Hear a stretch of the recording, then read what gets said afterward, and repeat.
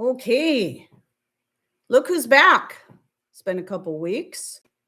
So I know a couple of you were in here early. There was Linda and Tina hanging about, waiting for me to come on. And I am glad to be back. I honestly was afraid I was going to have to put it off one more week. And I'm like, no, I really don't want to do that for several reasons.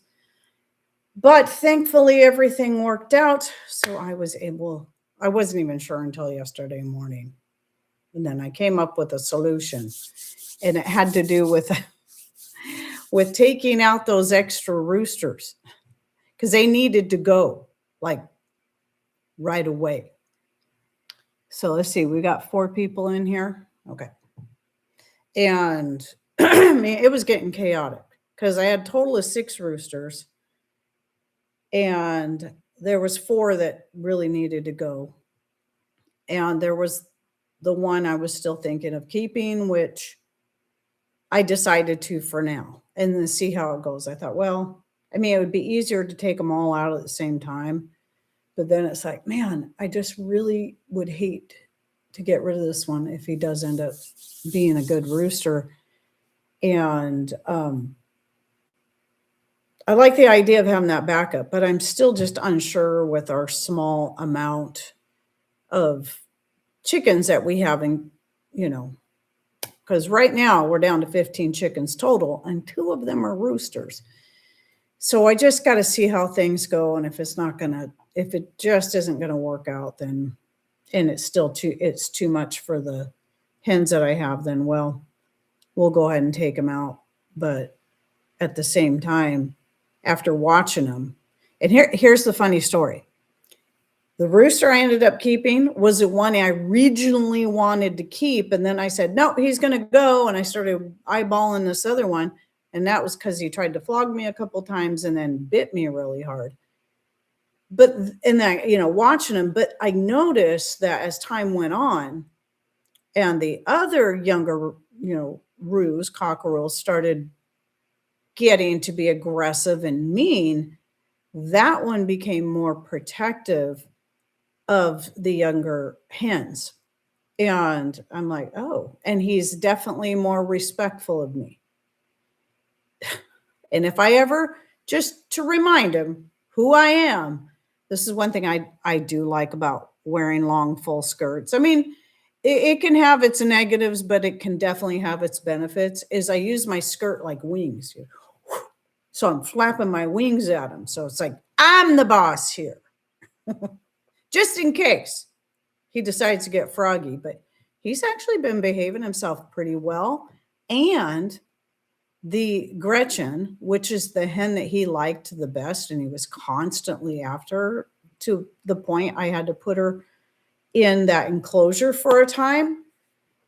He would just hang out all day next to her. She was in that enclosure, and then she would like be close to him. And so I'm like, huh. And I decided to start letting her out. And after that, he was much nicer to her. I mean, he's still a rooster. He's still going to do what he does, but she was far more accepting. So there was not so much fighting going on there. And he's very protective of her, takes good care of her. You throw some treats down, he calls her over. And so what I'm thinking is going to happen is it looks like the 4 young hens are going to be his hens. That's going to be his little harem. And then Antonio will have the older ones. But anyway, so we decided normally morning is when we like to do it, but I just couldn't find a good day to do it. And Mondays are one of the days I can be pretty guaranteed I'm not going to have grandkids. And I just don't want to have to worry about any of that. And you got to either do it in the morning when they're still on the roost or in the evening when they go onto the roost, because it's easier to catch them, right? And I thought, why don't we just try doing it in the evening? Boy, we are both so glad we got that done last night. And let me tell you, it is much quieter out there. And I'm so glad that is done and out of the way. And so now it's just a matter over the next few weeks, just keeping an eye on the one, the one young rooster that we decided to keep, and just see how the dynamics across the whole flock goes. Like I said, if it just doesn't look like it's going to work, well, we'll take him out too. I still want to keep Antonio because he's just such an excellent rooster. But as it stands right now, he does protect his own girls.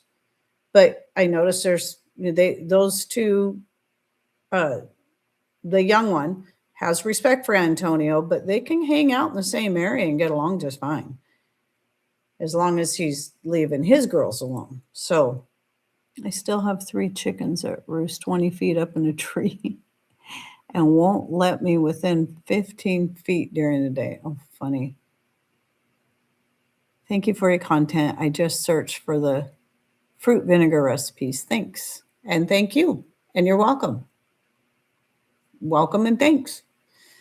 So anyway, so 3 of those. What we did was, after we butchered them up last night, stuck them in the cooler with some ice packs and water and let them sit until this morning. And then I got them, I cleaned them off again and then got them wrapped up. 3 of them are in the freezer, and 1 of them is in the crock pot right now. I just love that crock pot draws so little energy, and I can run it all day on solar power, especially this time of year. I'm wondering if I can't. I bet I could run it on solar power even during some of the darker times of the year, because it does so well. I like it way better than using my solar oven. I haven't used my solar oven once this season. Usually I only can use it in the summer, but I haven't even touched it because the crock pot's doing a much better job for me. And I'm still using solar power. So I do have some other updates, but I don't know if I'll just say quickly that the family reunion that, we plan it out here every year. And it's kind of a hard thing for the rest of the family because we're so remote and far away from some of them that it can be a pretty long trip. But all of my siblings made it this year. And that's the first time since Mom passed away in early 2019 that we've actually all been in one place together at the same time. And so it was really nice. We had a really, really good time. I still have a few stress bumps on my face from just the stress of getting ready, because I worry myself and stress myself too much about stuff, getting ready for such events, but at the same time looking forward to it. But yeah, anyway, so it did go really good. It just really, really good. And it was definitely a much needed time for a lot of us. And especially my one brother, which is the second born. So there's Mark and then Michael, because he lived in Colorado for so long, recently moved back to Oregon. So he was finally able to make it up this year. And it was the first time I seen him since Mom passed away. First time he's ever been to Forks since Patrick and I got married in 1990. A long time. But the weather was decent enough. Let's see. There's Mark, Mike, and then Christy, and then my adopted brother Joe, and then me. So that's 5. That's what I was thinking. Is that right? I feel like I'm forgetting somebody. Mark, Mike, me, Christy, Joe. I do actually have 2 other siblings from my father, but one I've never met, and the other one I haven't seen in a very, very, very long time. But these are the 5 siblings from the same mom. I'll put it that way. So, and funny thing is, all that, and I grew up an only child. My 2 oldest brothers we have the same mom, same dad. Christy, I won't get into it. It's a long story. It's actually a great story. And then Joe, the baby, really, he was adopted when my mom adopted him when she during the time she was doing foster care, and he came in our home as a baby. So he's 18 years younger than me. And then she adopted him, and he became my brother, and he's definitely a big part of the family. So, yeah. But it's kind of weird to think I have that many siblings and still grew up pretty much an only child, because my two older brothers grew up with my dad, and I grew up with mom. And anyway, so it is time to let's get into the topic, and then I have a couple other things I'll probably cover. But anyway, we'll start off with I just decided on this one yesterday. I was going to do a completely different topic, but then I'm like, oh, I want to do this instead. So I was taking the notes.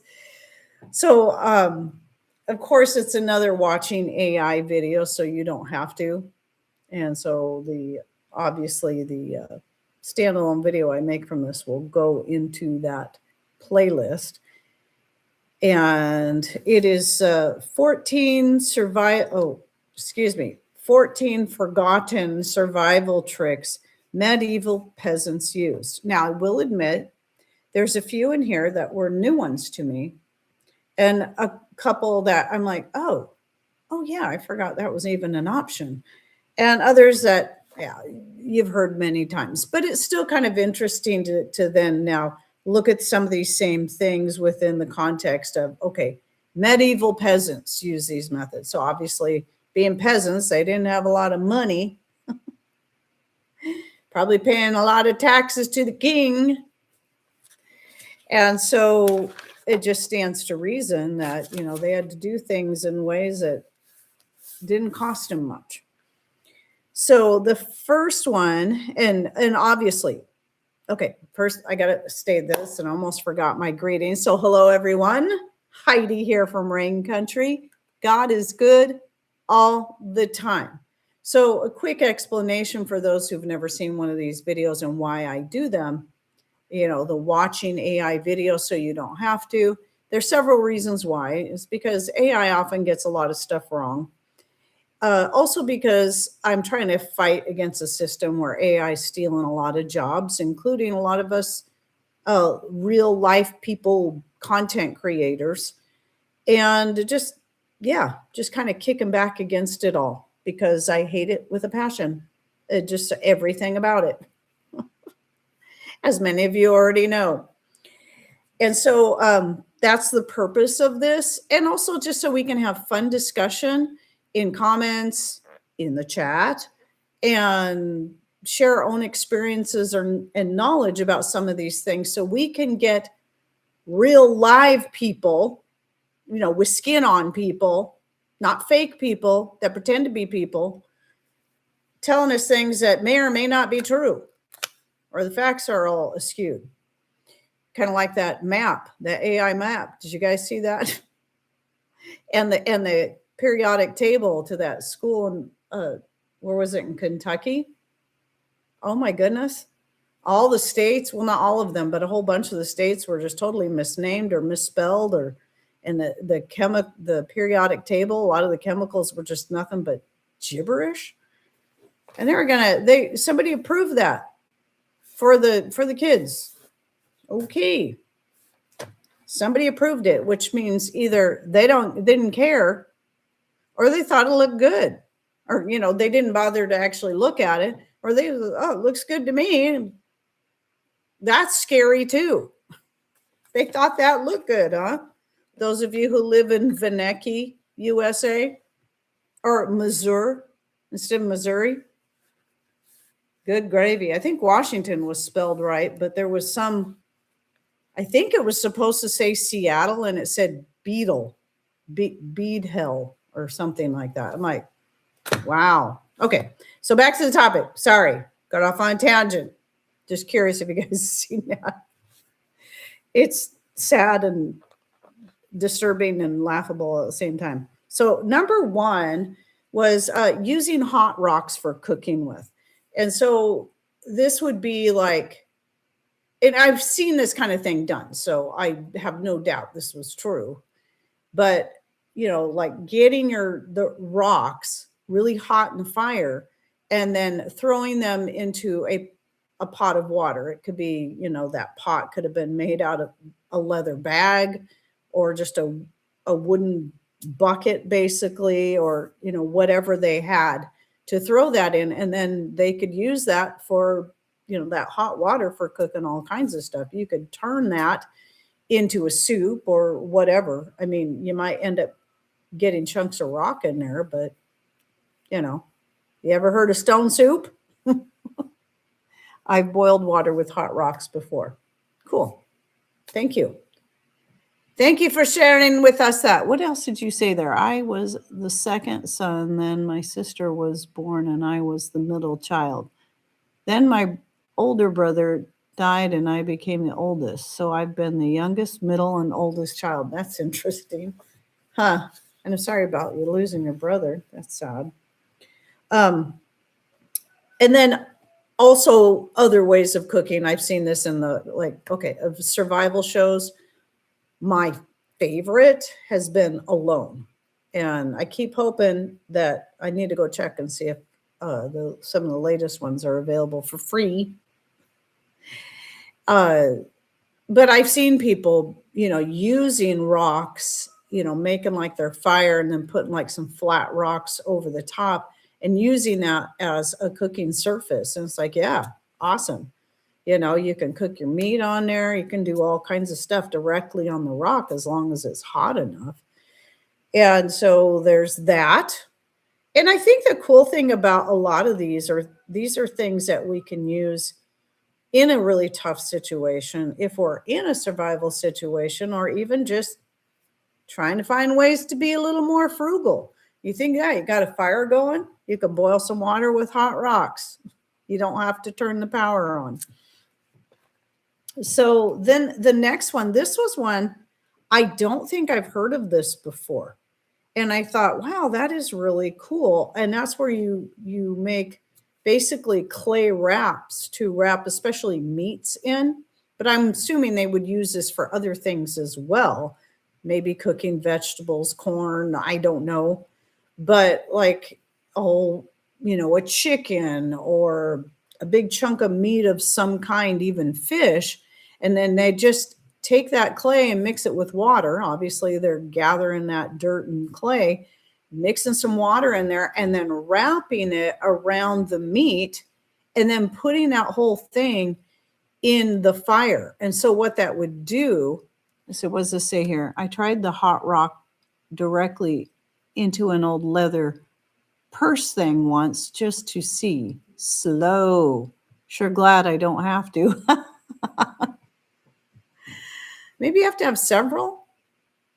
Anyway, I should experiment at some point if I ever remember. But anyway, so the clay, and apparently, and hopefully somebody, if anyone's ever tried this, they can clear this up, because I didn't double check this part to see if it was fact. I do know the clay thing is real.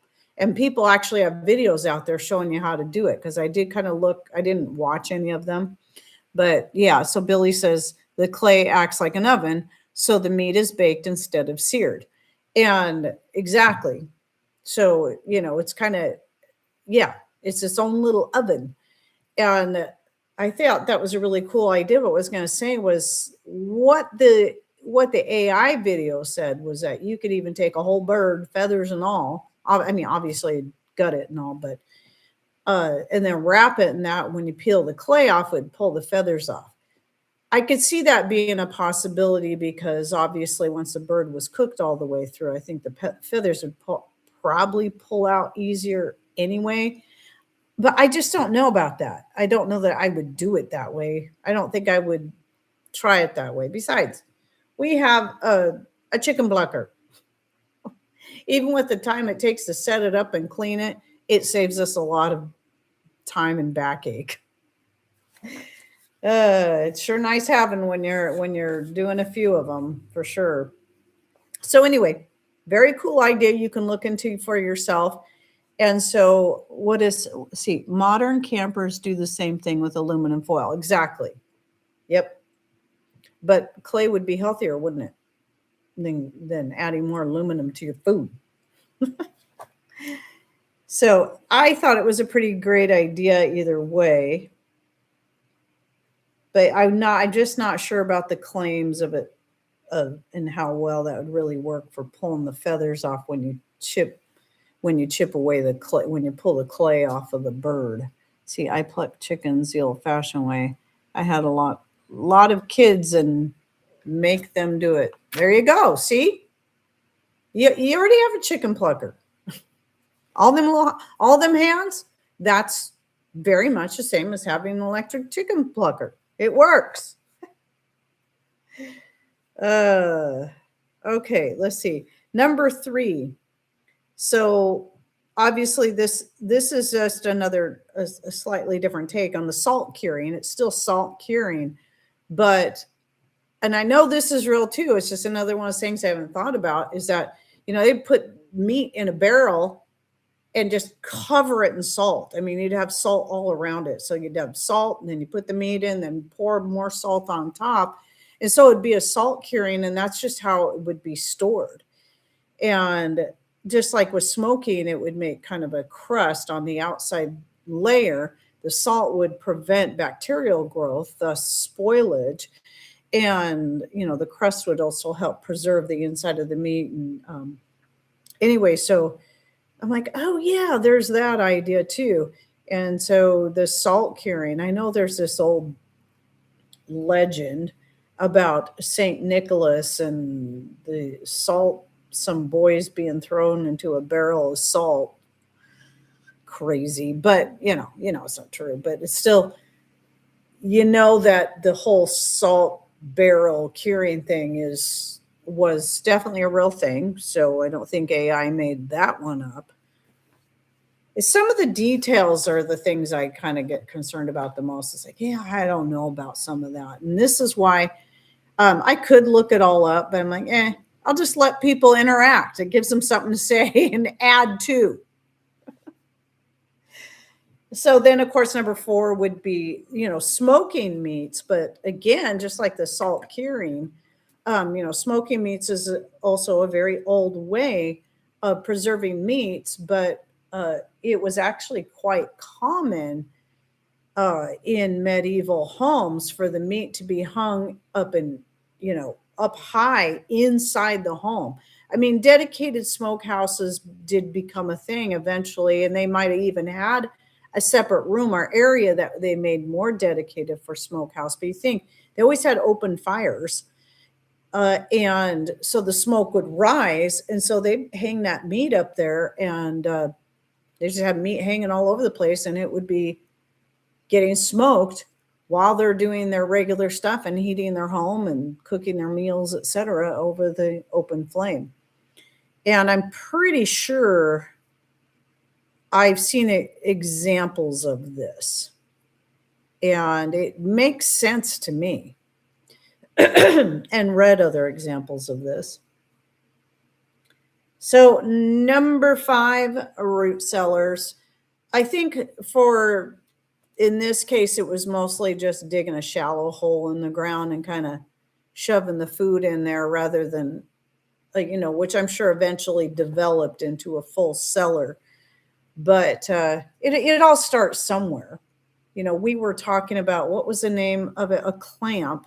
A clamp would be a very kind of the similar idea to a root cellar, but you're not talking about a big cellar. You're talking about just digging a hole, lining it with straw or leaves, putting your food in there, and then covering it up with the straw or leaves, and then even putting dirt or even just some kind of lid over the top that would keep it insulated and protected from wildlife as well.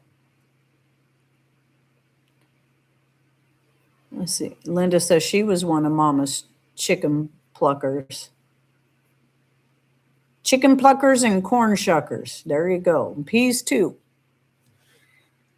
Okay, so number 6. Another one we've talked about a lot, rainwater collection. So obviously with them, it was mostly collecting it off the thatched roofs into wooden barrels. And I just realized the color of this is all wrong. I probably shouldn't change it now. I don't know how it got all messed up. There we go. That's better.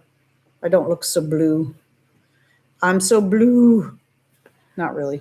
Um, but yeah, so, and then they made their own filters just using cloth and sand. Cloth and sand are, in fact, if I remember correctly, Patrick being a retired water treatment operator, even in a modern system, sand is still a part of filtering the water. So sand is an excellent filter. And if you got the cloth too, that just, yeah. So there are some ways there for filtering besides having to run out and buy expensive water filters like the Berkeys and whatnot. Let's see. I want to just double check, make sure. Oh, and then they also would bury their barrels at least partially into the ground so that during the winter the water wouldn't entirely freeze. We have a similar setup. Usually what you see, what I show in pictures are just the two 55-gallon drums that do the water collection. So we have the first flush tank, and that's going to be the dirtiest water, and then that goes into the second tank, and then we draw water from that second tank, and that's the water we then filter for, drinking, cooking with, etc. But then any water that's excess out of that, especially when the rains are really coming down, goes into a couple of underground tanks that are each 1,100 gallons. So 2,200 gallons underground. And we know that water under there isn't going to freeze, where the stuff in the 55-gallon tanks, those do freeze up on some of the coldest days in the winter. Thankfully, around here, we don't have really long, hard freezes. So the worst that happens is it may only be a 3 to 5 day stretch, and then it starts raining again, and that means it warms up, and then the ice in there melts and you can get the water back out again. I placed 10 IBC totes, put up 20-foot and 60-foot feet of gutters, and haven't gotten back to it yet. It is really nice to have, though. It's certainly nice to have. We stopped mostly, one of the main reasons we did it was not just to have that backup source and be a little more self-sufficient. It was to get away from the fluoridated city water as well, as far as consuming it goes, because we were trying to heal our thyroids, because we're going off the thyroid medication. So that was a big important thing. Now, so I don't know how many years later it took 2020 for them to stop fluoridating the water. Or was it 2021 when they couldn't get fluoride to put in the water anymore? And that ended up being a blessing. And as such, what happened was then when they were able to start getting fluoride again to put in the city tap water, they decided, hey, we should probably have a city council, because there was enough people on city council by this point that were against it. And that's where I did that I was asked to do a brief presentation. I just had it typed up, and somebody on the council read it for me. And yeah, so they decided not to put fluoride back in our city water, which is great. But doesn't mean I'm going to go back to, I still like consuming our filtered rainwater because, first of all, it's virtually free. And also keeping up on it because, the rainwater is really good for watering the gardens with anyway. Because when you're getting that tap water straight out, it's still going to have chlorine and, that stuff in it. And it's better than nothing when it comes to watering the plants. But it's also, you never know when there's going to be a main break just down the road and they got to shut off the water. Or like us, apparently we have a small leak somewhere that we're in the process of trying to find. And at some point we'll have to shut off the water. Well, okay, because we've got our rainwater catchment, once we find the leak and Patrick can get it fixed. But yeah, it's a process, and he's so busy. So, right now he's working on a completely different project for the house.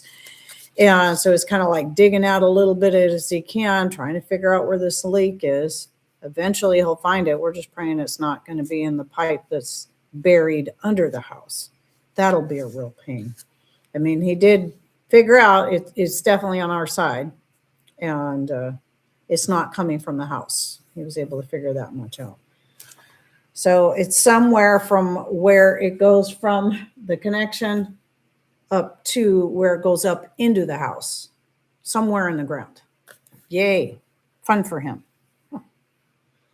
Oh, and it goes right, which means he's got to dig a trench right through my garden, my main garden. But thankfully, this is crazy. It just happens to be in the pathway. He doesn't have to dig up.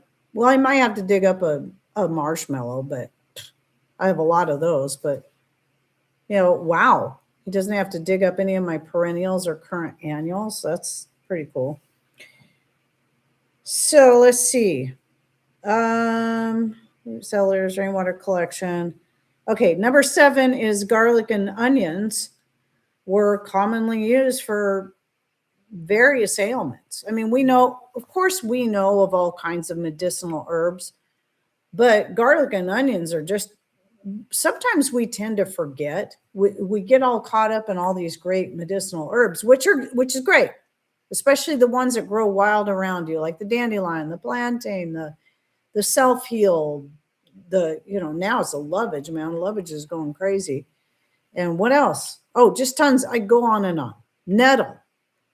However, we also forget about some of the things that we think of just culinary.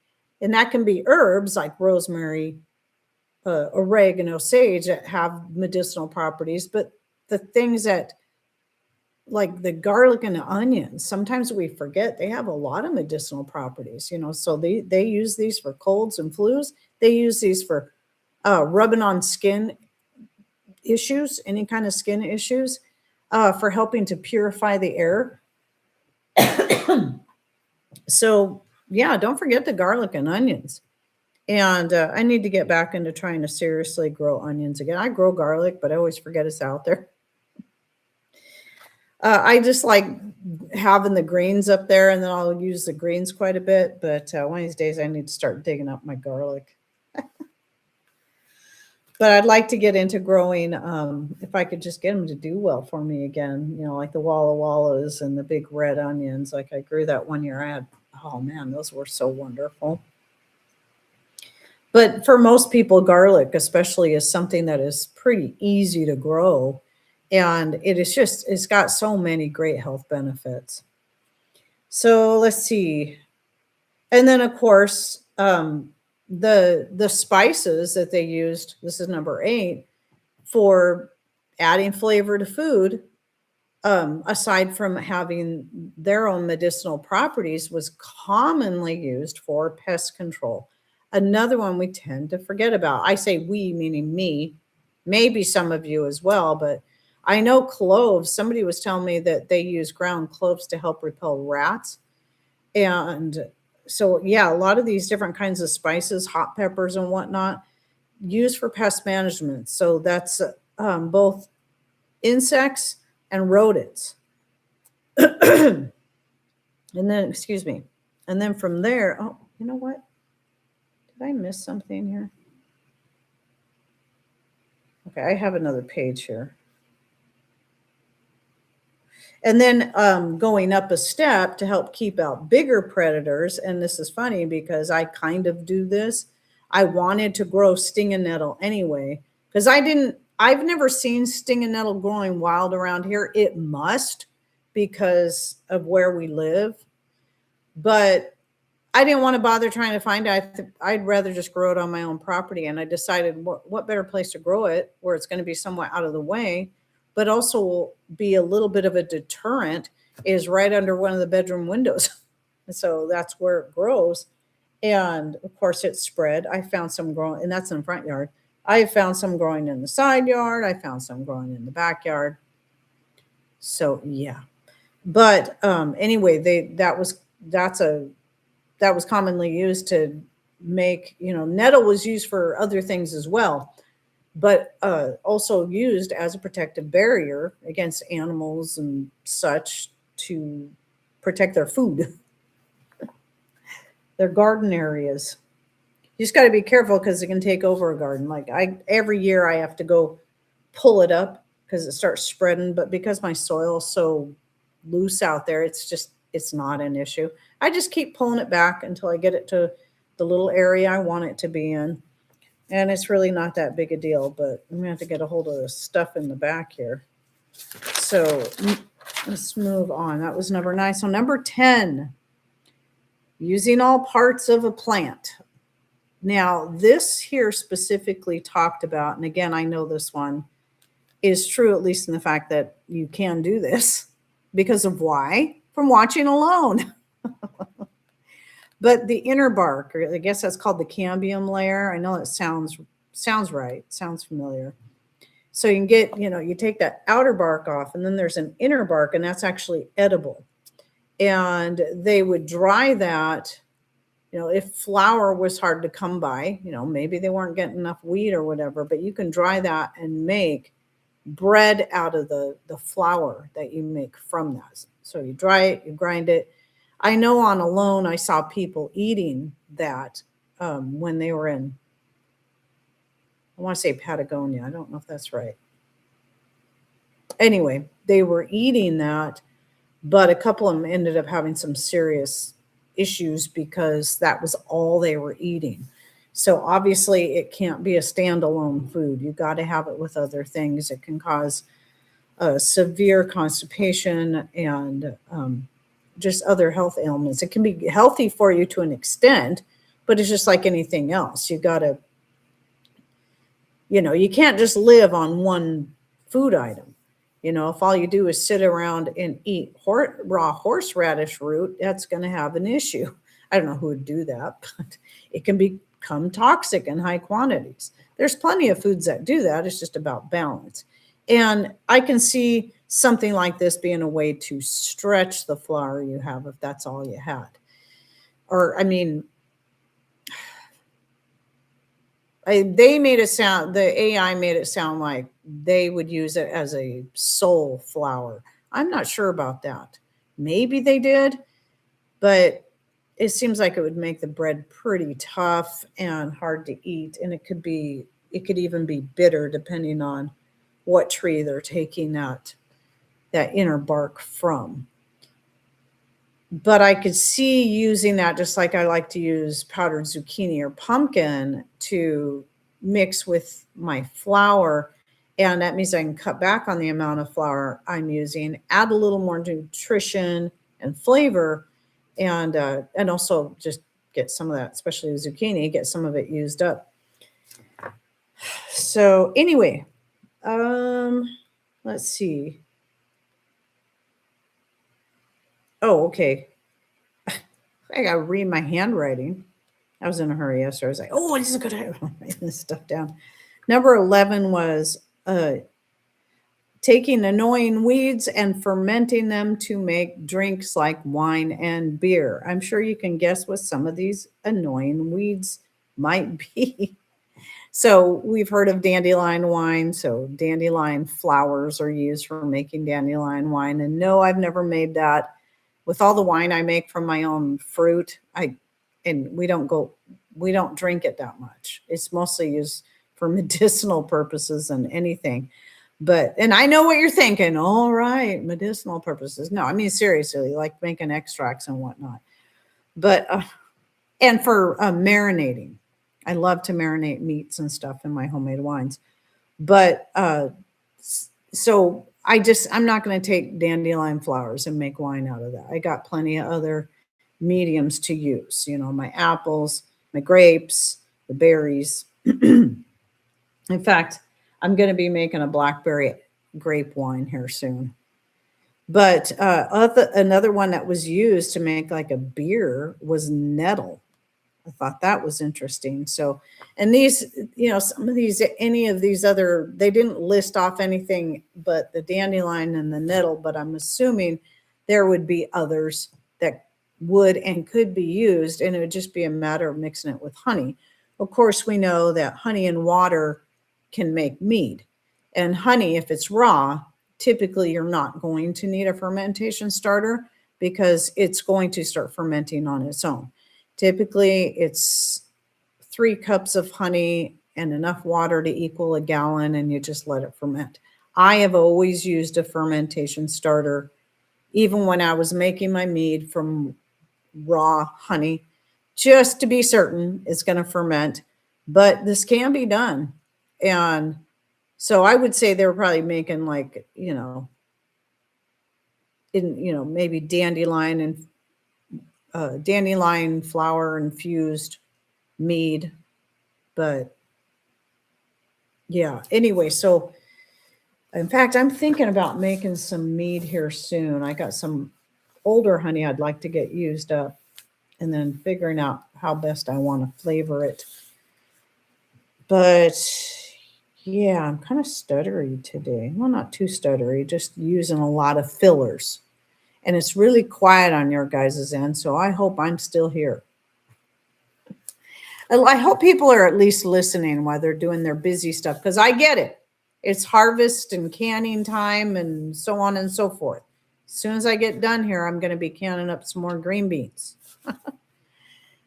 Okay, so number 12 was using straw-filled cloth sacks for mattresses.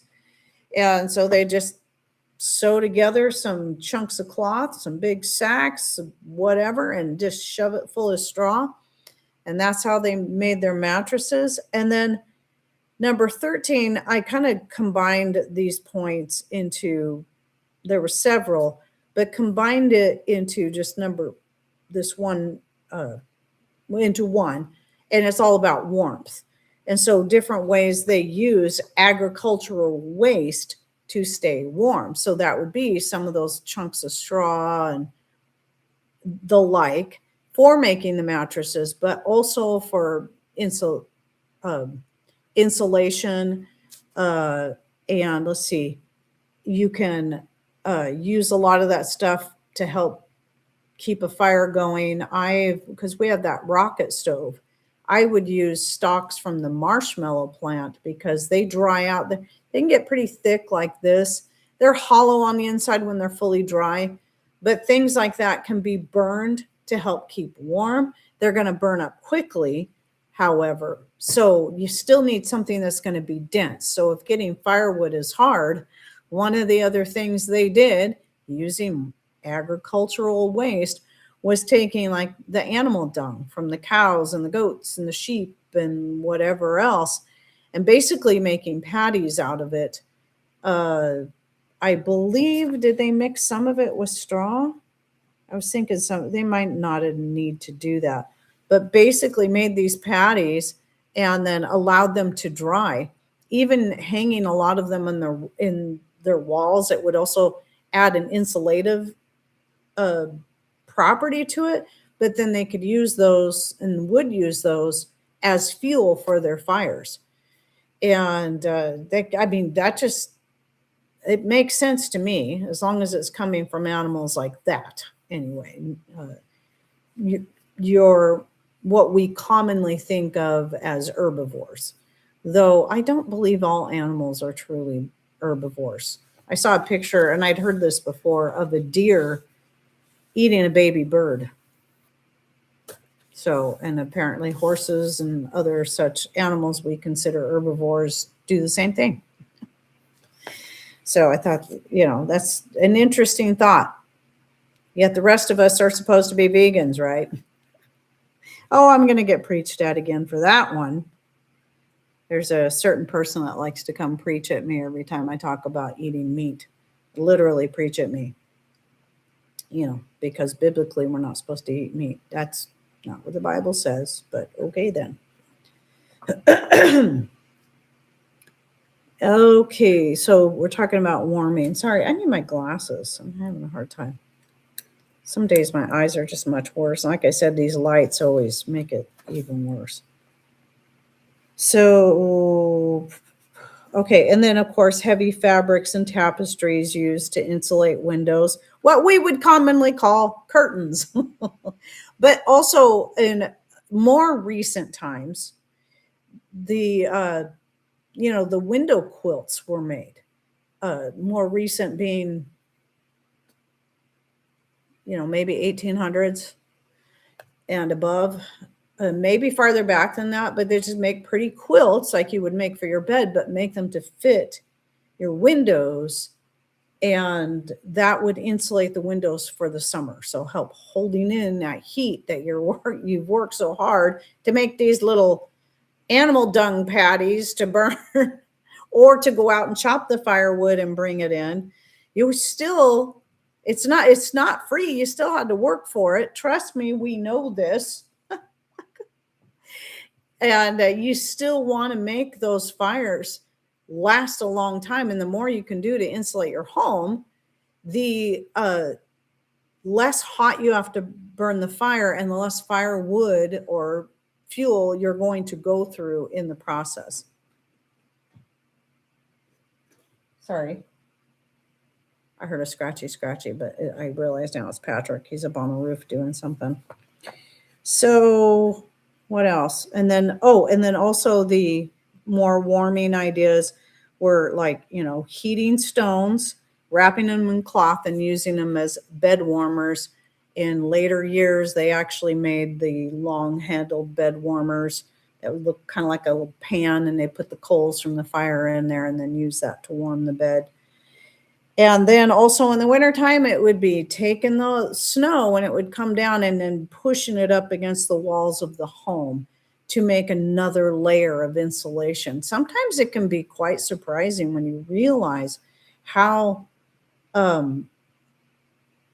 snow, as cold as it is, also becomes a form of insulation. I remember as a kid, we made this big, huge snowball. First, we were thinking about making a snowman, and then we decided just to keep making keep rolling around till we had this big, massive snowball.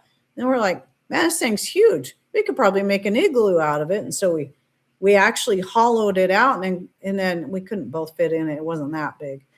Got in there, and it's like, wow, this is actually warm in here, even with the front end of it open.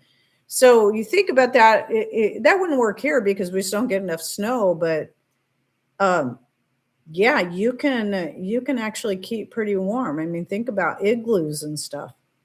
So that apparently, from what I understand, was common, and that makes sense to me. It makes perfect sense to me. So even if it isn't true, I could see people doing that to stay warm. Okay, so that was the warming part. Was there one more thing? No. And then number 14 was using wood ash for all kinds of stuff. Obviously, we know you can use wood ash to make lye, and with that, then you make soap. It was funny, and animal fat typically.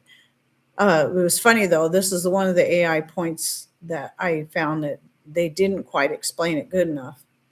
And they said they just use the wood ash to make soap. Like you just take wood ash and you got soap. And it's like, no, you need an added ingredient. You need that fat. You're not going to get soap just from the wood ash itself. However, wood ash alone can still be used for cleaning, and they did that too. I've heard a lot of people, I think I tried it once, it didn't work super great, but a lot of people have told me how they use the wood ash from the fireplace if they have like a wood stove like ours that has a glass door, and use the ash to clean the door, that soot and stuff that builds up on the glass. And they said it worked really great. Like I said, I'm pretty sure I tried that and didn't have really great results. But I think our glass is pretty pitted too. When I tried to clean it last time, I'm like, man, this is bad. It's really, really pitted. Why is it so badly pitted? So it's really hard to clean. But anyway, they also use the ash for applying to wounds and stuff. And obviously you'd want to be careful using it on open wounds, but it could be helpful at, I would say, probably killing off certain bad bacteria and whatnot, but also protecting it. And so I thought that was kind of an interesting thing there. So anyway, yeah, if anybody has anything more to add on that topic, I might do another medieval related one because that's kind of fun. I mean, I've done like Great Depression, I've done 70s stuff. I want to kind of jump around and pick some different eras and times to pick apart, see if because I actually specifically looked for medieval life hacks to see if I could find an AI video. Of course I did. There was a whole bunch of them. There was a whole bunch of AI videos on medieval life hacks. So, okay, that's the topic I'll probably save until next week. And so, with that said, I'm probably going to move on to a couple other pretty brief topics. So let's see what we got here. I liked that, Hollyhock says. I have a big heavy quilt that I use to cover my biggest window in cold weather. It makes a big difference. It really, really does. Do you know that even just hanging a sheet, over along with your curtain, that can make a surprisingly big difference. So I can imagine the amount a quilt would do, because we had that sliding glass door, and I used to have really thin curtains, and we had a really cold winter. And I'm like, man, I can feel the cold coming through the sliding glass door. So I just pinned a sheet to the curtain, kept the curtain shut, and just pinned another sheet to it, because it's what I had that wasn't too heavy, that I knew I could do that with, because I knew I'd only need it up there for a day or two, because usually those cold snaps are pretty short for us. I couldn't believe the difference just that sheet made. That was crazy. So a quilt where you got all those extra layers, oh, definitely would work great. So life hacks during the frontier movement. There you go. Ooh, let me write that down. Let's see. I'm writing it down, because I do like picking apart these. I didn't have a lot to pick apart on that, but it's still fun to do it and just steal their ideas that they stole from everybody else anyway. Okay. It's, whatever. Okay. So now the next topic is pretty short. It's about garden experience versus research. Okay. Now, research when it comes to gardening absolutely has its value. So, especially when you're looking at, I really don't like this. Let me adjust this here. I didn't do all my proper adjustments before I started this. I just now realized that was pointed up too much. Still a little too much. It definitely has value, because you're wanting to find, before you get serious into gardening, you want to find out what grows in your climate, not just your zone. I have to say this every time, because so many people still think, just like I did when I was first getting serious into gardening, that zone was equivalent to climate. No, it's not the same thing. It does not mean the same thing. So you can live in the same zone as somebody, yet be in a completely opposite type climate. The only thing you have in common is your winter temperatures, how cold it gets, how freezing it gets. So you have to know whether or not, zone action, sorry, I'm stuttering so much. Zone matters when you want to know, especially if you live in a very cold climate that has very cold winters. You want to know that if you're planting perennials, that they're going to be able to survive those cold winters. That's where that kind of stuff matters. But what it does not mean is it's not going to apply to how cool your spring or hot your spring and summers are, your growing seasons or your falls. It's not going to apply to how dry or wet your area is. There's a lot of factors that make up climate. So you got to take that into account first and find out what plants do best in your climate. What plants don't mind a cooler summer? Like we've had a pretty cool summer. What plants, and some things like corn needs a lot more heat than what we're getting this year. So the corn is doing terrible. Thankfully, we have a greenhouse for the tomatoes. The tomatoes are doing okay. I'd probably be getting more if we had a warmer summer, but the pumpkins are doing fine. Zucchini's doing good. They love the cooler temps. But sorry, I'm kind of so okay, back to the whole point of research. So yes, do your research, not just online, not just in books that tell you, yes, you can grow in such and such climate, you can grow this, that, and the other thing. Where that research needs to continue into is then talking to those locals that you know that garden that have already been doing this for amount of time. So now you're going to start tapping into their experience. So when I first got into gardening, I only had my neighbor behind me, which she's very experienced in not just growing stuff here, but in all kinds of different climates. But even with him, there's things that he still didn't fully know. And having several different people to tap into is going to be really helpful. Everybody's going to have their own things that they like to grow as well. So now I know plenty enough people around here that have gardens, and some that look much nicer than mine, but they also have more experience than me, and also tend to focus on some things a little bit differently than I do, or just have a different way of doing it. And so I've talked to some of these people before. I do kind of evaluate how some people do things just by watching. But then where the real learning comes, I mean, that's where you start, right? You got to have a starting point.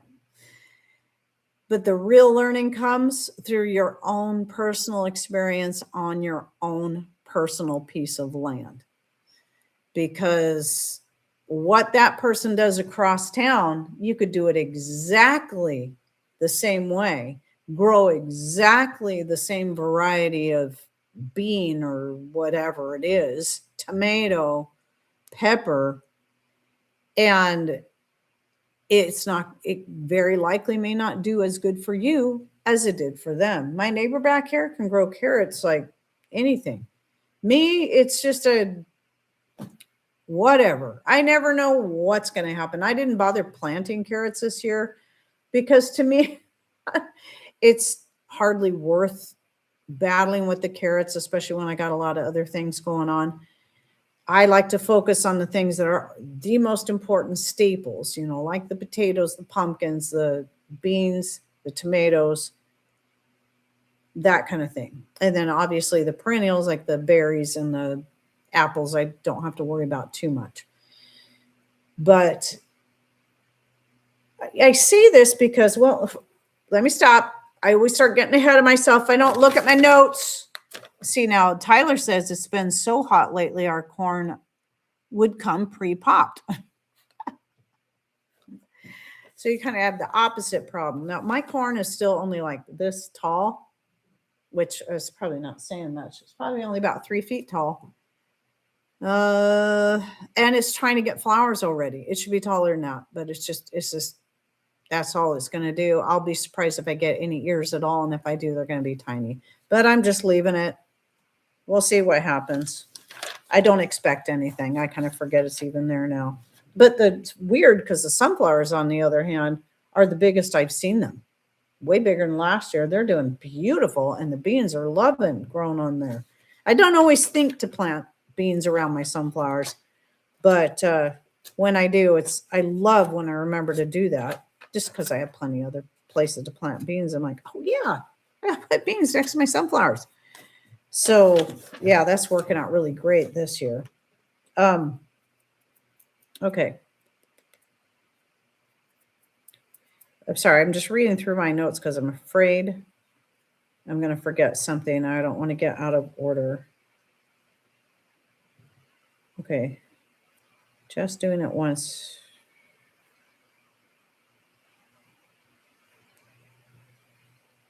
Sorry. I can't read half my handwriting. Handwriting of a serial killer. Actually, I don't know what serial killers write like. If I've seen it, I don't remember. I just like saying that. I think I got it from a movie. Anyway, okay, so I think the point is, uh, once you start, so you got to just then once you decide what you want, what you're going to grow, what you think is going to do best for you, and what's important to you, I would say try a few different varieties of whatever it is, like the beans. Every year, it seems I try another variety of beans, but I will always grow my Scarlet and Sunset Runners because I know I can depend on them and I love them. And I'm glad I do that because none of the new beans I tried this year, well, there was the French horticulture beans, did absolutely nothing. They didn't even germinate. The dragon tongue, at least I got a few little tiny bushes. They're not doing great, but I'm getting enough off of them that I will get seed. And so I only ate a few off there, the really young ones, added into a salad. But then the rest, I said, no, I'm going to let the rest just dry so I can have them for seed for next year and then try it again. So that's the thing, is if you can get something to grow and you think you really like that, but it didn't do super great, then it may need to be that you just need to save the seed from it, try it again next year, and then maybe again the next year. With at least within the first 2 to 3 years, it's going to acclimate to your area. So the seed that you get from that is from the plant that grew in that cooler or hotter climate. And now it's going to be ready when you try to grow it again to be able to deal with that. Typically, that's the way it's going to be.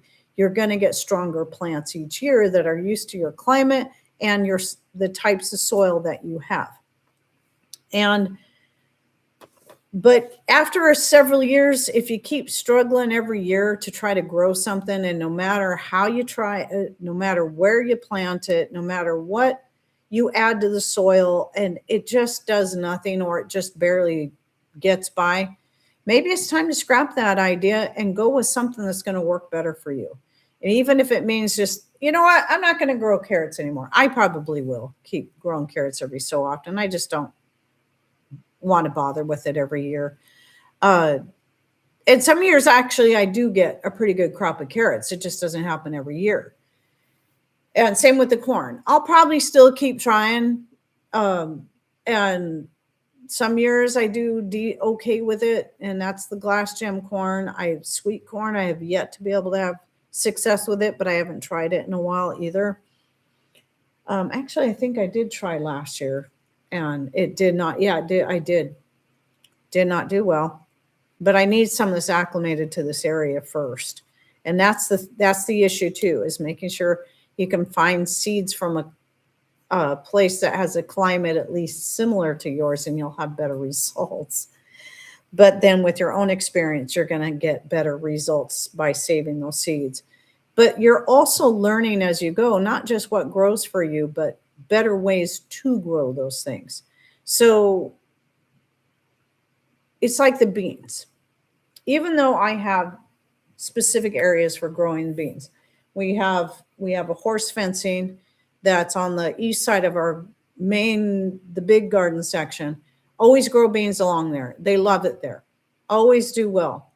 And then I have another area that's an arched cattle panel where I grow the snow peas on one side, where it stays fairly shaded a good part of the year, or a good part of the day.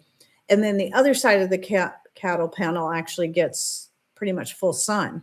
And so that's the side I'll grow more beans on, and the snow peas on the other side. It works out really good. So I do have, with those two places put together, I get plenty of beans, but I still like just planting them everywhere just to see where they'll grow. I've planted them around young fruit trees. That's the easiest, around young fruit trees. And they'll grow up the fruit trees. You'll have beans and fruit hanging off of your trees. Plant them around the sunflowers, plant them around the marshmallows. I've tried planting them around corn, but since corn doesn't grow very quickly here, or typically get tall enough and strong enough for the beans will quickly outgrow them. And it's just pointless to try. I don't even try anymore. If I would have tried this year, it would have been an absolute waste of seed.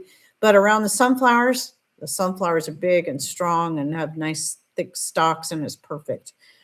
And the marshmallows too. I didn't actually plant any around the marshmallows, but because my beans go this way, my marshmallows go on the back side, the north side of the garden. So what happened is the beans that have climbed up and now they're taller than that part of the trellis are reaching over and grabbing hold of the marshmallows and growing around them anyway. So it's like, man, that works. That works. I'm fine with it. Part of the reason I don't plant them around the marshmallow anymore is there's so much root down there now. I need to dig it up. That is kind of hard to find a good loose spot to plant the bean. So then the other thing is you got to, just because you have a really good year, you have to be prepared for weather changes. And that's the one thing every year here, and I'm sure a lot of you can say the same, even if your weather's very different, your weather struggles are very different. Every year it's a little different. Every year it's like, it seems to get colder and colder, but then we'll have this random super hot day that wants to then fry everything that's been, adapted to the cooler climate and then go back to being colder again. And it's frustrating, but we have to learn to adapt to those changes as well. And that takes experience. And okay, again, sorry, stop and read my chicken scratch. I think that's what it is. I just have my chickens write my notes for me. That's why I never can read it. If I do that, I can blame it on the chickens and not on the fact that I just have terrible handwriting. Oh gosh, some things for me too is realizing that you might have some perennials, whether it be some herb that you really, really like my marshmallow, or the, what is it? The comfrey, or, things that really spread. And comfrey is really good for your garden, but it spreads. It just spreads. It doesn't even have to put out seed. It just spreads through the roots and starts coming up everywhere. And sometimes you got to come to a point where it's like, okay, I have enough of this particular perennial. I love this one, but it's got to go, because now it's like the marshmallow is taking up a lot of space, and because I have quite a few plants, and every year I usually dig up another whole big marshmallow plant to make more space, but I really need to dig up more and give me more space. And I did plant it on the north side of the garden, so it's not going to shade out anything, so that's not really so much of an issue. But sometimes you got to make those choices, like, are these perennials, these herbs or whatever that you're growing, starting to invade too much and suffocate other plants that are necessary, that you need maybe more of, or at least equal amounts of? And there's just a lot of decisions and stuff and changes that you have to make along the way. My garden is not at all the same. Well, I shouldn't say not at all. The beans are still in the same place, but there's a lot that have changed in my garden areas since I first started gardening like 14, 15 years ago. There's a lot that's different. And there's going to be a lot that will be different later on down the road. And eventually I may have to rip up a whole bunch more stuff that's just, I don't need all this, or it's become useless to me because maybe it's just not doing as well as it once was. Okay, one more thing. See. Oh gosh. And then here's the point that I always try to drive home is never ever allow yourself to feel browbeat by people that want you to do it their way because they think their way is the only right way, because your personal experience is going to be the right way. You're going to find out through that. I know plenty of people around here that tried the back to Eden method that said, nope, because unfortunately, when you live in slug country, it does draw in a lot of slugs. Slugs love that kind of material to hide out in. And yes, I know this one from experience too. And you got to understand, even though Paul Gauchi lives just 75 miles from us, it's in a very, very different climate. That 75 miles, why? Because he lives in what's called, on this side of the mountains, the Sun Belt. Because Sequim gets way more sun. You'd almost think that Sequim was actually on the east side of the mountains compared to all the other areas on the peninsula. Especially ours. Ours is the wettest. So yeah, you just got a lot of things to consider. So do your research, absolutely. But in the end, experience is greater than research. The research is there to get you started. But just because you've done all the research doesn't mean you know it all. And it is what you think you've decided is going to be the best for you, because what you read everywhere else is everybody claims it's the best. You won't know that until you try it. It could be the worst for all you know. So I just wanted to kind of touch on that again. An hour and 11 minutes in. Thank you for that. I wasn't really sure. I always forget where to look. Oh, it's right there. I always forget where it's at. It doesn't help that YouTube keeps moving stuff around. And then the third one, I have a couple other things I'm going to just random stuff I was going to talk about too. But, as far as the three main topics, the third one's really short. And it's just to answer a question I get frequently. And I answer frequently. But I need to get it out there because sometimes I'll even have people write me letters because they don't have email or know how to use it. And so I got to try to get this out there and as often as I can. And then I like to explain why. And that question is, do I sell any of my medicinal extracts? And I know there's a lot of people that even make basically a business out of making medicinal extracts and syrups and oil infusions and the like, and they sell that. And I really don't. I don't do that. No, I just don't do that.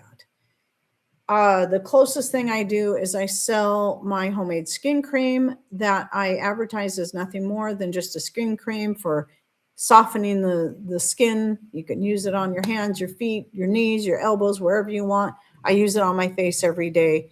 I make my own oil infusion out of that.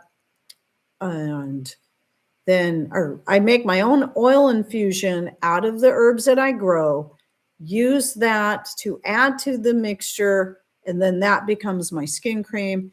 And I call it that because that's how I use it. Now, as a side note, I know a lot of people who purchase my skin cream and have used it to help heal things like blisters and eczema and more. And I've been amazed at their stories, but I'm not going to make any claims that that's going to work for you because it's not meant to be sold as a medicinal thing. So it's the only reason I sell that. If it works for you medicinally, topically, great. Oh, it's also my lip balm most of the time. Unless I'm using my other homemade lip balms, that's actually in a lip balm stick. But let me now cover. So my answer is no, and I have several reasons why. And I just want to cover it real quickly because I think this is important. I mean, some people will go, okay, that's all I need to know, yes or no. Well, no, I would like you to understand why. And one of them being that, first of all, I have recipes. Most of my medicinal extract recipes are super easy to follow. It's just super easy. The hard part is going to be, are those herbs available to you? Do you grow them? Can you purchase them online somewhere? I won't know that They might not be available to you. You might not be able to grow them. But that's the thing too, is you can always take any of these, do some more research into the way other people do it and make your own. It's super easy. I think a lot of people get it in their head that making medicinal tinctures, extracts, and oil infusions is this super hard. It's not. It's not. It's super easy. In most cases, it's as simple as, let's say I'm going to make a tincture, putting some whatever herbs I want to use into a jar, pour some vodka over it, shake it up really good, put it in a dark place and let it infuse for at least 2 months. It's not hard. You don't even break a sweat, trust me. It doesn't take up much room. Like I said, the hardest part is getting your hands on the herbs or spices that you want to use. And then, but yeah, I have plenty of videos. But then there's also this thing that I would be concerned about selling anything that I claim to be medicinal, is that what if it doesn't work for someone, or maybe it makes someone ill? Maybe there's something in there that people are allergic to and they don't realize it until they take it. And I think people need to be, they just need to figure that out for themselves. And so this kind of comes back to the importance of, which was actually going to be my last point, but I'm going to say it again, of just learning how to make them yourselves. Yeah, there are so many reasons why people should be making them themselves instead of buying them from other people, because you're not going to know. Just like the gardening thing, you're not really going to know until you try it out for yourself. And you may have a really bad reaction to this herb here that this content creator or this herbalist or this, whatever online presence, blogger absolutely swears by, and it's a cure-all for everything, or even castor oil for that matter. Some people are highly sensitive to it because it comes from the castor plant, but because of the ricin, which is very highly toxic. But it's typically not in the oil, but people can still be highly allergic and sensitive to the castor oil plant as a whole. And so they can't do castor oil at all. And no matter how much one person swears by any one thing, and maybe it really does work for them in all those ways, it just doesn't mean it's going to work for you. I can tell you that my homemade, pain remedy that I make from my own homegrown herbs, which is the, in my case, using what I grow myself. I don't have skullcap and some of the other things that people swear by, but I do have feverfew. And I've tried several different blends using the feverfew with this and with that. And that's one of the most important ingredients in there. That and the valerian leaves are my two most important ingredients. I usually also add echinacea leaves. And unfortunately, my catmint plants have all been suffocated by something else. And so I have no more of that. So once I use up what I have dried, unless I find more cat mint somewhere, I'm just going to have to make it with the feverfew and the echinacea and the valerian. And you know what? I'm fine with that. The catmint is more of just it's very relaxing, very calming. And that's why I would add it. So it's not absolutely necessary for pain control. But anyway, my own recipe works great for me. I can't say if it's going to work for you. It may not work at all, or you may have a bad reaction to it. So learn these details for yourself. This is why it's important. And you may find, because of the other types of things people use for pain reliever that are natural remedies, some people find ginger to be very helpful, even turmeric, that maybe that's all you even need. And you won't even have to bother with this. So I say, instead of even seeking out those people that make and sell stuff themselves, maybe just find, I'm not saying that you shouldn't ever buy from somebody. What I'm saying is that I still think you're going to find much more value to yourself by learning how to do something for yourself especially when it's something this simple. And then you can also, in the doing of that, find something that may work better for you than what somebody else was selling. I have wild lettuce extract, no need for it, thankfully. We have a little bit of wild lettuce growing around here, and I've just never bothered with it. I think I've eaten a leaf off of it, but I find I can eat a leaf off my feverfew or my valerian or the two together, and it works better. So I've just never even bothered trying to make an extract out of the wild lettuce.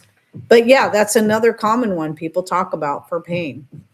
I think it's also often called opium lettuce because of its pain relieving properties, if I remember correctly. Boy, I kind of got off topic because my other reasons why I don't sell it. Well, one of them is just simply it's time. It's just my precious time. I personally don't want to, even if I felt comfortable making it all and selling it, I don't want to put in that kind of time. And then I having jars and bottles of the stuff everywhere. I mean, I already have enough of that just for us. But, my time just seems to get ever more precious. There's always something else that wants my time. But anyway. Oh, and then the last point, though, about making it yourself is you get to choose your own solvent. What does that mean? I had somebody get kind of irritated at me for using the word solvent. Well, they probably don't understand that is actually the word that is used when you're talking about a medium for extracting with. And so instead of just saying vodka, well, that's specific. Okay. Saying solvent means there's all different kinds. It's a general term. So you can use vodka, but what if you hate the taste of vodka? What if you don't want something that strong? Or what if you can't handle alcohol at all in any form? I tend to like to use a lot of homemade wine for making extracts, but there are times I still use vodka or a mixture of the two. Sometimes I use a mixture of homemade wine with honey, but you can even use, if you need to get away from alcohol altogether, you can make it from vinegar, just straight vinegar. You can make an extract from straight vinegar. And if you're doing your own homemade vinegar, better yet, especially if you're making that homemade vinegar from a great medicinal herb on its own. Or to make it taste better, you can use vinegar and raw honey. That's going to give you an oxymel, and this can still be a great solvent for extracting medicinal herbs. Now, there are certain solvents that will work better on some things than on others. Typically, using a higher proof alcohol is going to work better for your woodier items, your roots, your barks, etc. And then something more like your oxymel will be fine for a lot of your more delicate herbs. Typically, my pain extract is simply made with homemade wine. That's it. And usually only need about a half shot to a full shot of that at a time. Usually a half shot's plenty. I really don't like taking it because it isn't pleasant tasting. Mixing it with honey does help. So sometimes I'll do the honey wine mixture for that too. But typically just straight homemade wine. It's one of the main reasons I make my own wine, because I grow the stuff. I can make wine from it, and then I can take that wine and use it to make the extracts, use it for marinating meats, and so much more. Excuse me. My throat's not doing too bad today. I just realized I don't think I've had to clear my throat 1,000,000,000 times. And I don't think I've even sprayed my special precious metal infused water into it yet. Okay, mine tastes so gross. At first I thought you said mine tastes so good, and then was adding the laughing face to show that you were being sarcastic, but it was the same thing. I understood what you meant, even though I read it wrong the first time. Well, I read it the right way. I just read the word wrong. Let's see. What am I missing here? Wild opium, God's healing herbal opium. Okay. Okay. So I was right. Okay. I thought I remember that. Sometimes I read stuff or hear stuff and it gets in there and then I'll repeat it later. And then I'm like, wait, where did I get that? Did I really read that? It's like I recently had somebody correct me on the whole data centers thing using lots of water. And so then I'm like, okay, where did I get that information? So I had to go do some, because they said that no, data centers really don't use any water. And I'm like, wow, there's like a billion different types of sources and billion different sources that say otherwise. That's why they're having county meetings or city meetings and or town meetings. And people are revolting, and counties too, against having data centers because the people that do have the data centers put next to them are really having issues with water because the data center is using so much. So I had to look it up because I'm like, well, maybe I am wrong. And come to find out, they were right to an extent. And where they're right is that some data centers, right there, there's different types of data centers. So it's not 100% of all data centers use a ton of water. There's different types, and some have different ways of cooling because that's what the water is used for. Then you have the types, which what I came across was 10 to 25%, it's only 10 to 25%, somewhere around there, of the current data centers use little to no water. But the other, at least 75% do, from what I understand so far. I'm not saying I still have all the facts down, but there's definitely proof that there are data centers out there and more being put in that use a great amount of water. And so, but yeah, I mean, my point in bringing that up is it's like I had to go, oh, was I wrong?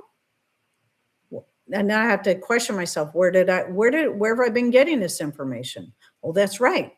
I got it from watching that news report where these people they're actually interviewing the people and they were talking about their water bills going up and they're showing the terrible water they were getting out of their sink. I mean, it's so bad. So yeah, that was all part of this whole, some of these different news reports, and not all just from one type of place either. And then there's reports and articles you can actually read online about this from all types of different sources. We're not talking just crazy conspiracy theory sites, because there's those too. And you have to watch out for those because while there's some fact in some of them, there's also some pretty crazy stuff that is not true. It's people just making up stuff to get clicks. So you can't believe everything you see or hear. And so I do try to use a lot of sources, not just one. I mean, I like watching some of the, letting this stuff play while I'm doing things where people are covering some little, oh, there's UFO here and this there and that, or this techie thing here. And then you're like, okay, is that for real? I just saw it on this one video. Is that for real? And you got to go look it up and you're like, I'm not finding anything more about that. So I don't know about that. That's what I read anyway, that it was at least 75% of the current data centers are using great amounts of water. That particular number though only came from one report that I was reading. So I don't know how on point that is, but what we do know is there certainly are data centers out there that are using great amounts of water and some that are not. So if you do end up trying to fight against having a data center, still end up with one next to you, hopefully you'll get a one that doesn't use so much water.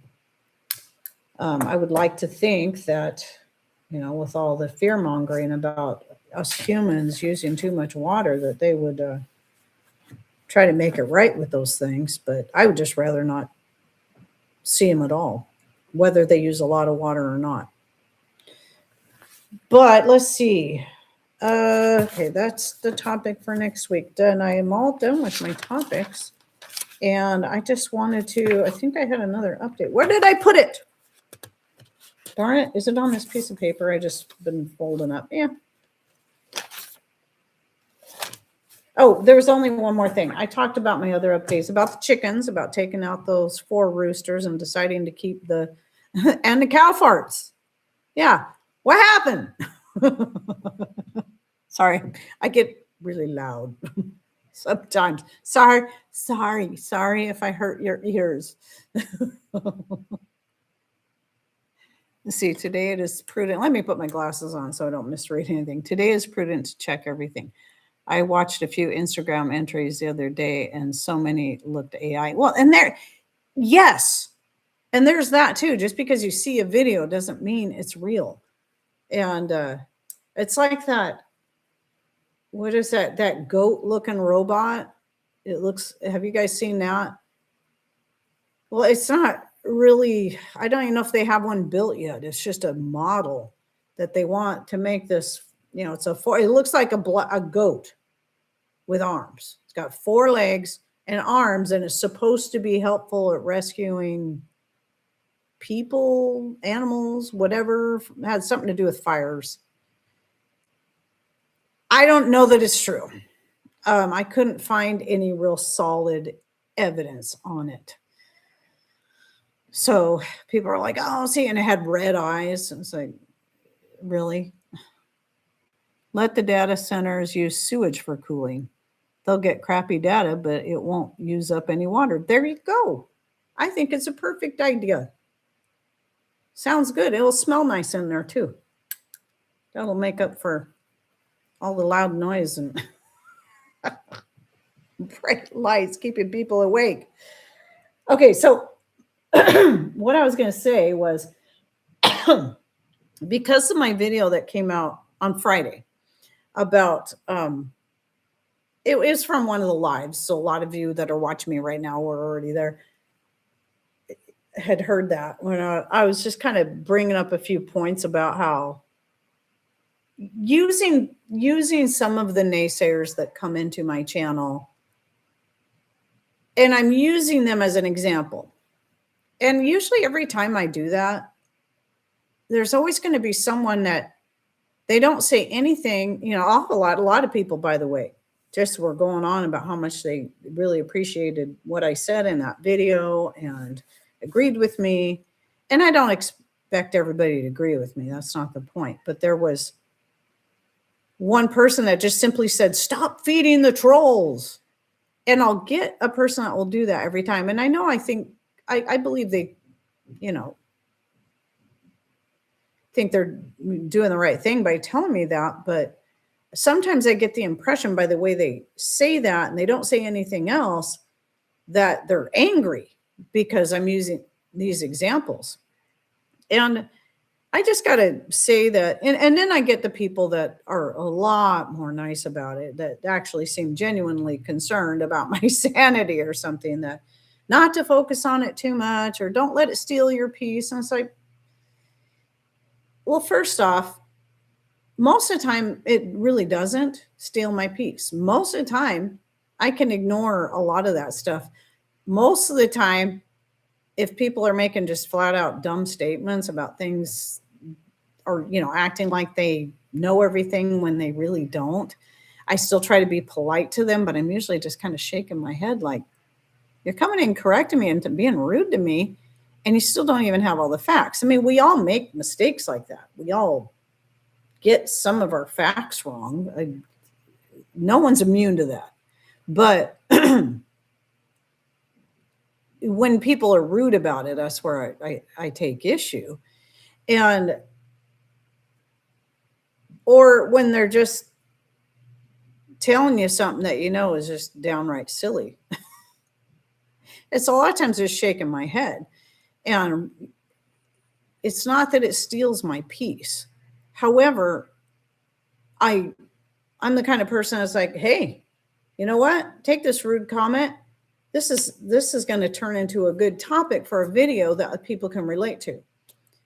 Just that whole idea, like, someone wants to come in and scream at you about how you shouldn't eat meat and you shouldn't eat vegetables and you shouldn't eat grains. Well, that's what they've been sold. Maybe they're trying to do the right thing by telling you that because they think you don't know, but they're missing out. They're just basing it off of this little bit of information or on what works best for them. Maybe going that way was the best thing to help them heal their gut or whatever. I get that. I believe there's many out there that have gone fully carnivore or vegan or grain-free and found that was the thing they needed to do. That's what they should do then. But it doesn't necessarily mean it's right for everyone else. And so I'll use the people that are rude about it or make such statements typically, and I'll bring those up because I'm trying to just get people to understand that, there's people out there that think this way. They like to scream at you about it, but it doesn't mean they're right. It doesn't mean you have to listen to them, and you can do your own research for yourself on this.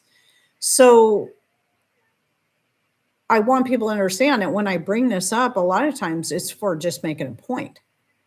But then there's the other side of it too, that for some reason, there seems to be this group of people that thinks just because you're a content creator, because you know what? There are comments that sting sometimes. There are days where I'm just maybe being a little missensitive Heidi, and it kind of stings when it shouldn't. And I'm not going to deny that. I mean, good grief, I'm human just like anyone else. And you know what? Sometimes too, I just like to vent. And I think that's okay.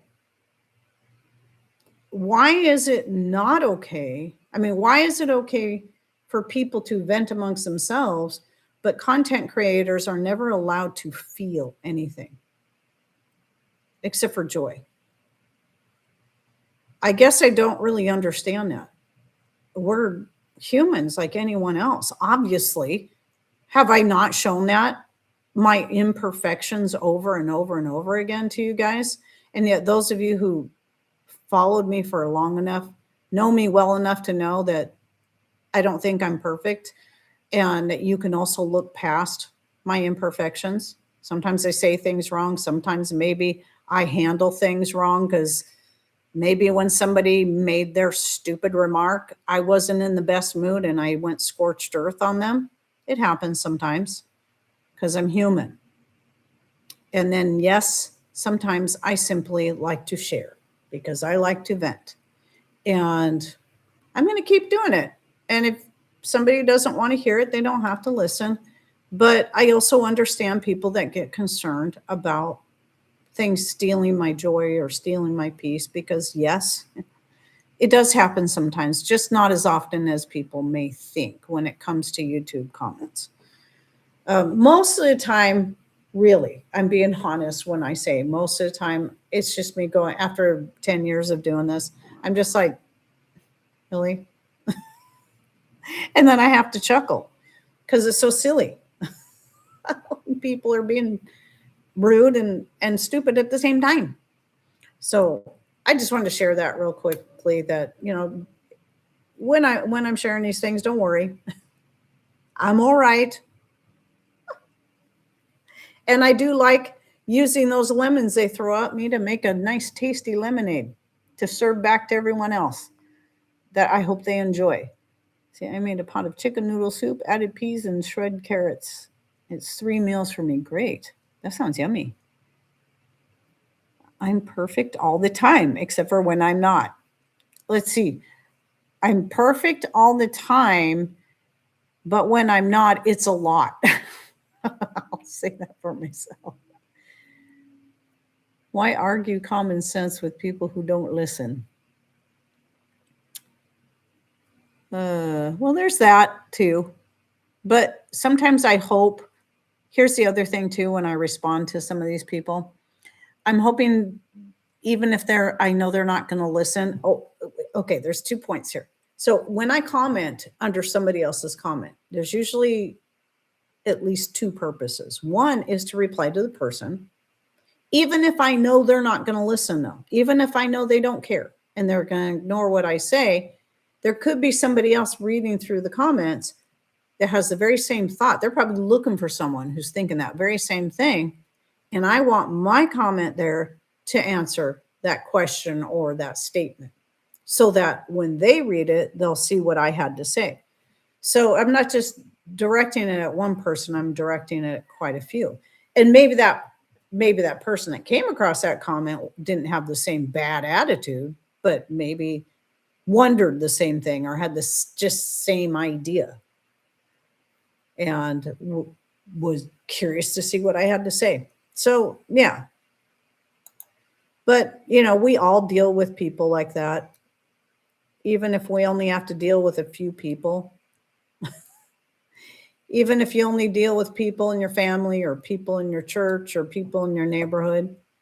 Come on, be honest, you guys.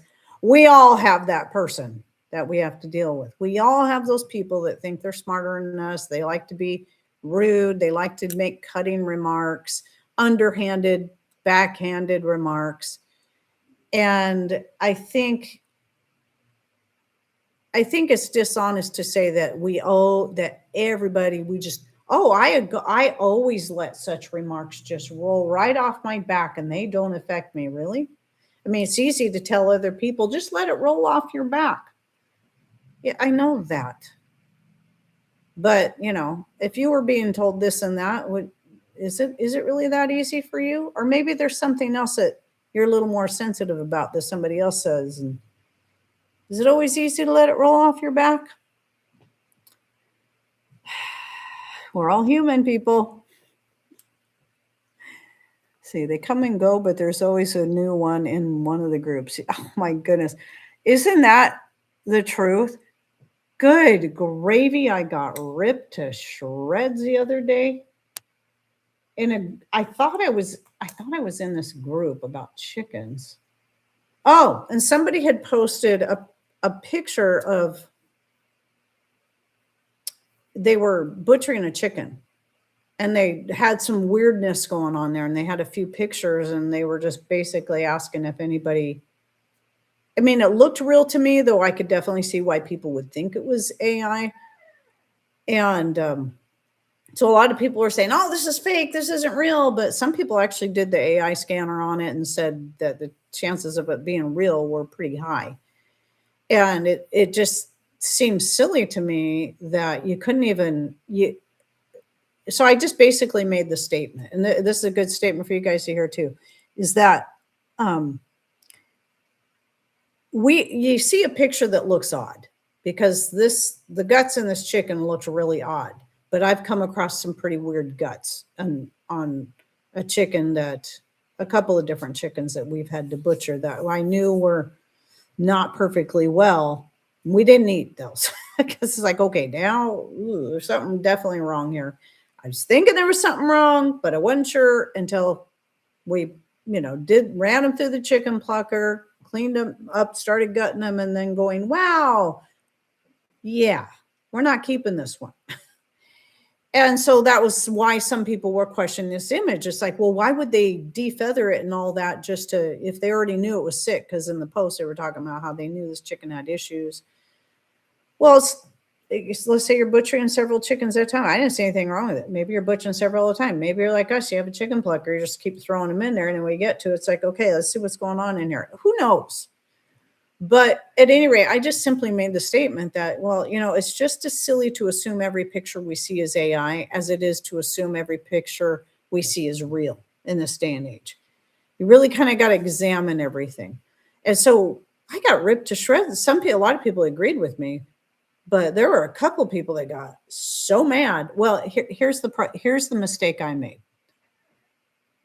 In my original comment, I should have worded it better. And I did apologize for this later. And it was like, because I said something like, we need to really kind of look into these things. And, I said that basic thing. I said, otherwise we can end up looking like a moron. So, of course, a couple of people took that very personally. And so I apologize for that because I wasn't really trying to call anyone directly a moron. I went back and read my comment again. I'm like, okay, that's not really what I was saying, but I can see why people would assume I was calling everybody a moron. I say, make yourself look like a moron. I make myself look like a moron every time I go on a live show. Good gravy. I guess there is some kind of I don't know if it's called an AI scanner, but there's something where you can go online and I'm sure there's probably several of them where you can submit photos and it can scan them and see what the chances are of it being AI. I don't know how effective they are. I didn't even know there was such a thing until I saw somebody's comment like that within that particular thing. But the point was somebody was just needing help trying to figure out what was wrong with their chicken, if anyone else had seen anything like that before. And all that turned into, and it wasn't just me and these people. I mean, there was other fights going on in this. I'm just like, this is insane. In fact, I years ago was in a cast iron group on Facebook. This was a long time ago. I wasn't in there for a really long time when I thought, you know what? I'm really tired of this group. People are mean. Yeah, if these people, would they actually be having fist fights with each other if this was live? I mean, it's cast iron. And people would get in these big old massive insulting fights with each other over cast iron. I'm just like, whoa. I think I'm done with this group. I mean, the first couple times I saw it, I'm like, this is silly. But then you see it again. And then this poor lady, she put in a picture of, a lot of times people are just putting in pictures of their cast iron and stuff. And this one lady had done it the way her grandma did it and had a fire going. She put all her cast iron in there and they were sitting around the fire watching it burn off all.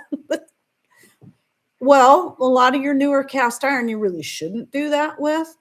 But I knew that was a common way. People would at least once a year just burn off all the old stuff off the pan and then re-season it. And and I've done that with pans I've got at garage sales because I didn't know what was in them. How long was that sitting in their garage? Was it collecting rat poop and whatever? I don't know. And I thought it was safest just to burn everything off and start from scratch. And that's how I treated it. And didn't have any issues. But just because of that person, just in all fun, and just showing, we're, blah, blah, blah. You could tell they were just having a good time. And man, some massive major fights started because of that. I'm just like, okay, that's enough of that. This poor woman got ripped to shreds. And then in the comments, other people were getting ripped to shreds and just for trying to be on her side and defend her a little bit. It was bad. And I'm like, I don't need to be in a group that treats people like this. Well, it was a cast iron group. Maybe it was about the fight after all. The old picture of grandma hitting grandpa. Could be.